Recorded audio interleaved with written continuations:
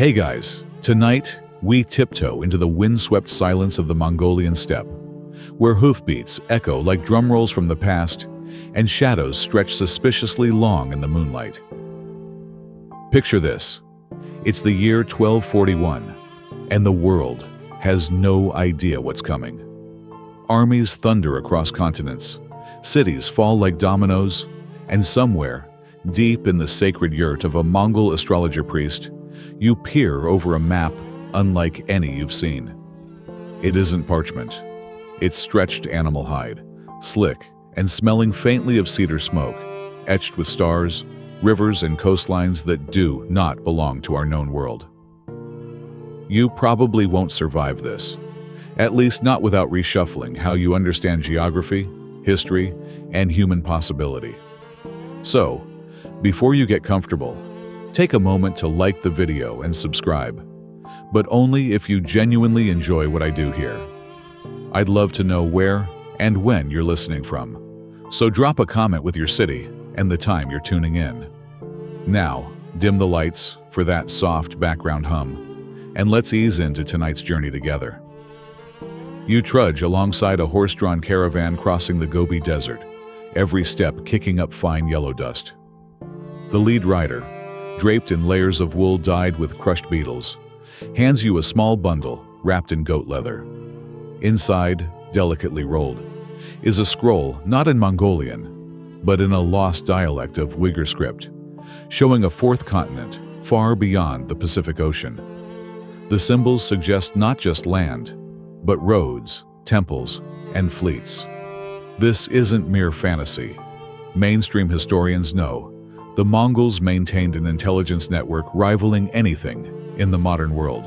Spies, scholars, scribes, all funneling secrets back to Karakorum.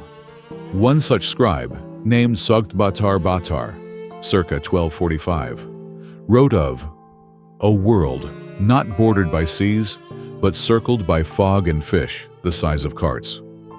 His scroll, buried in the vaults beneath the Erdene Zoo monastery, was discovered in 1942, only to mysteriously vanish during Soviet excavation. You stop near a fireside in the Altai Mountains, warming your hands while someone retells the tale of Yoshi, Genghis Khan's enigmatic eldest son, who allegedly broke off from the empire in search of a sun-washed shore where the stars danced backward. Scholars still argue whether Yoshi died in battle or vanished to this mythical fourth continent, though Mongolian oral tradition insists he sailed eastward past the tail of the dragon. The winds hiss strange sounds at night. Locals call it the breath of the beyond. And every so often, someone swears the earth quakes not from tectonic plates, but from something vast stirring just out of reach. You wrap your robe tighter and keep the scroll close. It smells faintly of sea salt. By dawn, you're clambering aboard a Mongol junk. Not the patched-together sea rafts you might expect, but a sleek, double-ruddered vessel modeled after the Song dynasty's finest, only grander, and absurdly well-stocked with pickled vegetables. The morning fog hovers low over the harbor of Dadu, and Kublai Khan himself, draped in silk dyed with lapis, breathing through a gold-threaded veil, stands watching a crate being loaded. Inside that crate lies what your guide calls the storm compass. Not a regular magnetized needle, but a device of spinning crystal rings and polished jade plates that hums faintly when held to the sea. Modern historians agree that Kublai invested heavily in maritime exploration, especially after absorbing China into his empire in the late 13th century. It's documented that fleets were sent beyond Japan, but your source, an elderly palace archivist with suspiciously perfect teeth, claims that one fleet, headed by Admiral Khökh Suren in 1272, was not intended for Japan or Java, but for something far beyond, a land called Kark Gol, translated loosely as River of Mirrors. This storm compass is said to respond not to magnetic fields, but to atmospheric pressure and planetary alignment, a sort of primitive GPS guided by starlight and wind. You hold it and feel a pulse. The sky darkens slightly.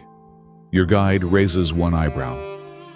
"It recognizes you," he whispers, like that's a normal thing to say before breakfast.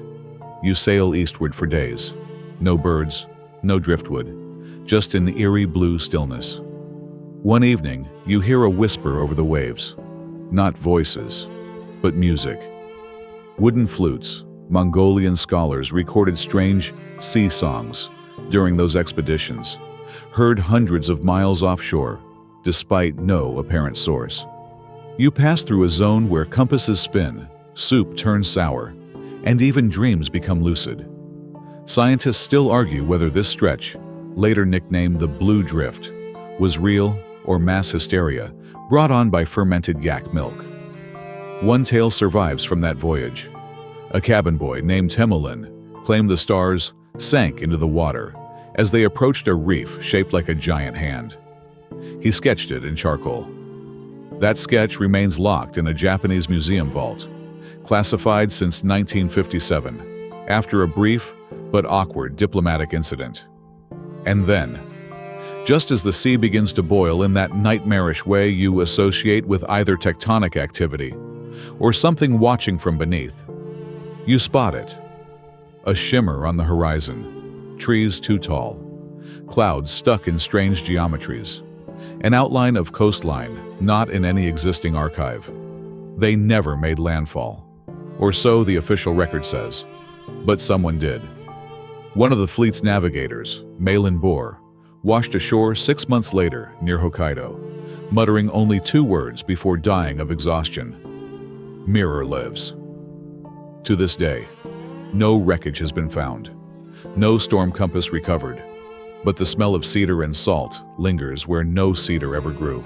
You awake in a library, not the kind with dusty shelves and creaking floorboards, but one built from curved stone, bone-colored and sun-warmed, nestled high in a valley that shouldn't exist.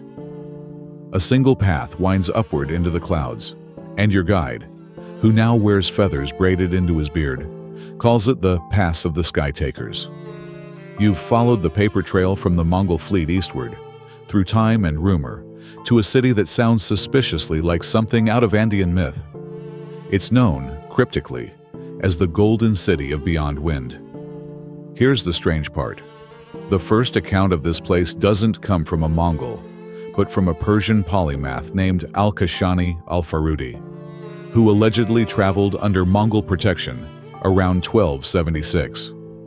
In his fragmented journal, stored in fragments in Istanbul, Delhi, and suspiciously 1 volume in Kansas, he described a city built of gold-dusted clay, with terraces spiraling like shells, and a council of astronomer priests who communicated with clouds. Not metaphorically. He insisted they could read cloud patterns like scripture. The description sounds strikingly Incan. Too Incan. Giant stone monoliths, irrigation canals that mimic star constellations, and a calendar system revolving around Venus cycles. Yet the journal dates his visit decades before Europeans reached South America, and centuries before such features were discovered by Spanish invaders. This is where the conspiracy whispers louder. Could the Mongol Empire have reached and influenced early South American civilizations? Or, more wildly, could one of those civilizations have seeded myths back into Asia? You walk through the imagined marketplace of Beyond Wind, where coins bear a symbol that looks like both a Mongol tamga and a Nazca glyph. The locals speak in tonal chirps, not unlike Quechua, but with guttural inflections that oddly echo 13th century Khitan dialects. Mainstream historians dismiss this as coincidence, or the result of post-Columbian syncretism. But archaeologist Lena Tavares, in 1983, uncovered what she called the horse mask, a ceremonial bronze helmet shaped like a Mongolian steed's head, buried under a hill in Peru, carbon dated to the 14th century, and lined bizarrely with crushed chrysanthemum petals, native to East Asia, not South America. Scientists still argue whether this mask was a trade artifact, a hoax, or part of a deeply buried alternate history. Official museums quietly removed all mention of it after a sudden fire at the archive facility in 1991. Meanwhile, the Golden City endures in the corners of old maps, drawn and scratched out, again and again, as if someone wanted you to almost believe it, but never quite touch it. And there, in the central plaza, beneath a pillar of jadeite and salt, sits a small sculpture, 4 figures riding camels. One wears a feathered headdress. Another, unmistakably, holds a storm compass. You exhale slowly. The air here tastes like cinnamon and lightning.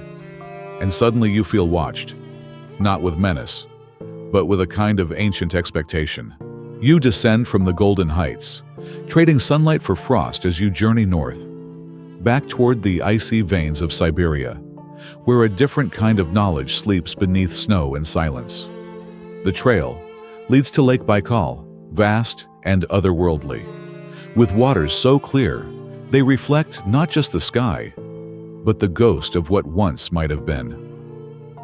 Your destination is a forgotten cave system near the lake's southeastern arm, whispered of in Mongol folklore as the ribs of the sky ox, a place where knowledge is buried in salt and shadow. There, behind a collapsed stone archway and a tangle of frost-bitten birch trees, you crawl into the underworld. The tunnel narrows, then widens into a vault, lined with petrified yak-skin scrolls, their edges rimmed with crusty white salt.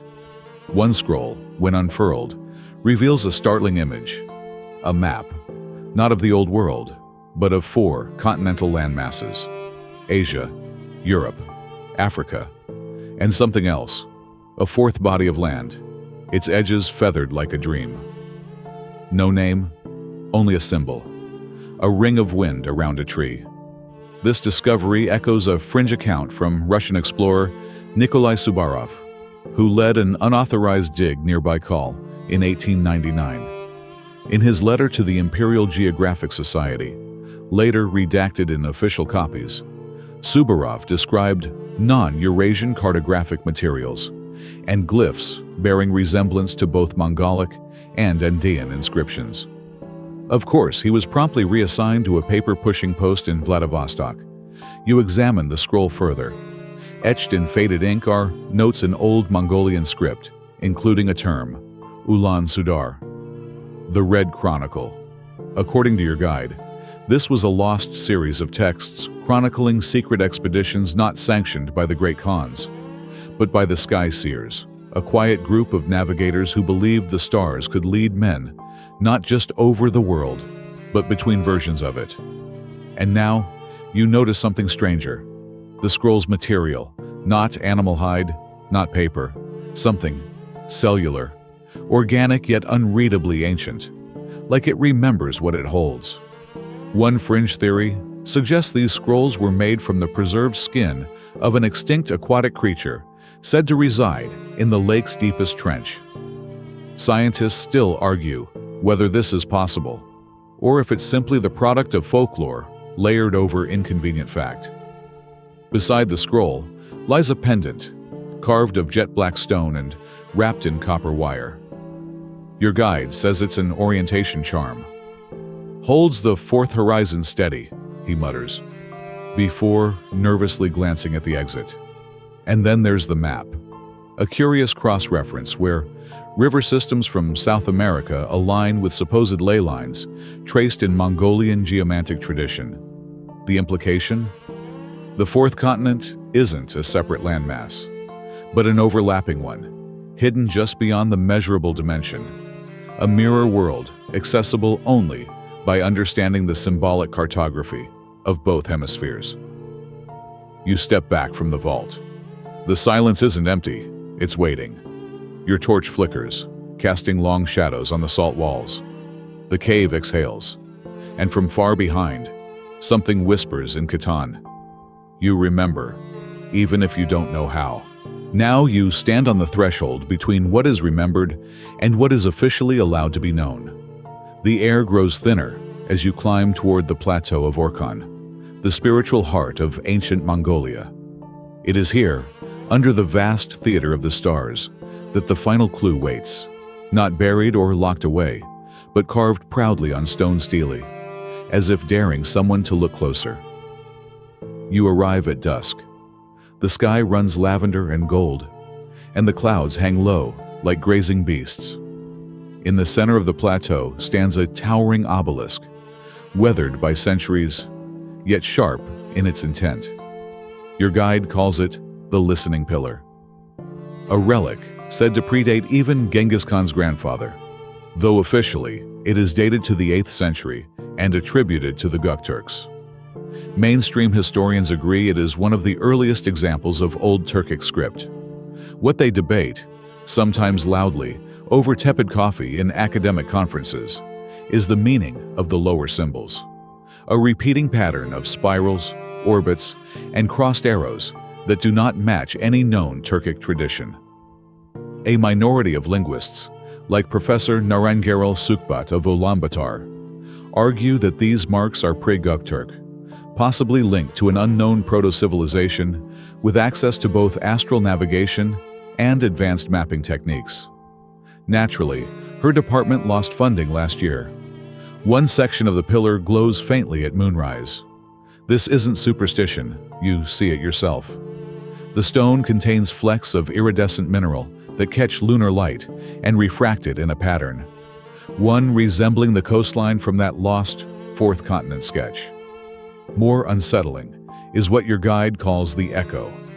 If you press your palm to the pillar and hum, a vibration rises, not in your hand, but in your chest, like a tuning fork, like a door knocking back.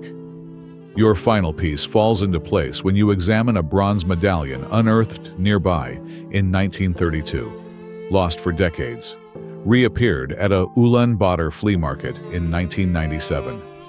It depicts a horseman, yes, but not riding, floating. Behind him, a strange glyph, 4 dots in a diamond around a spiral tree, the same symbol seen in both the cave scroll and the Golden City Plaza. Some believe the Mongols never reached the Fourth Continent. Others believe they didn't need to. The land came to them, in dream, vision, or warp. Perhaps this alternate continent exists not across the ocean, but across possibility, an overlay, a forgotten version of Earth running parallel, remembered only by the sensitive, the seers, and the unlucky cartographers who knew too much. You sit now by a small fire, staring out over the Orkhon. Wind brushes your face with the scent of juniper and old stories. Your guide has gone silent, tracing lines in the dust. Above you, the stars rearrange themselves. They do that sometimes. You wonder, if the Mongols did find a fourth continent, would they have told anyone? Or would they have guarded it like a lullaby, half sung, half swallowed, echoing through salt caves, gold cities, and stone that listens? And now, as the fire dims and the stars drift farther overhead, let your breath slow. Let the horses sleep. Let the compasses fall silent. The wind that once whispered of distant coasts and unseen maps has softened to a hush, curling around you like a story gently folding closed. You've walked ancient harbors, scaled impossible ruins, and wandered the mind's edge of known history. Whether it's true or only half remembered, the tale is yours now, quiet and strange, suspended in the stillness between possibility and dream. Beneath the Orkhon sky, the grass bends low. Somewhere far off, a flute plays, thin and tired, like a voice lost in time. Let that sound guide you now, not forward, but inward. There is nothing more to search for. The maps can rest. The scrolls will keep their secrets a little longer. Close your eyes, drift beneath the tree of wind and stars, and sleep, traveler, sleep.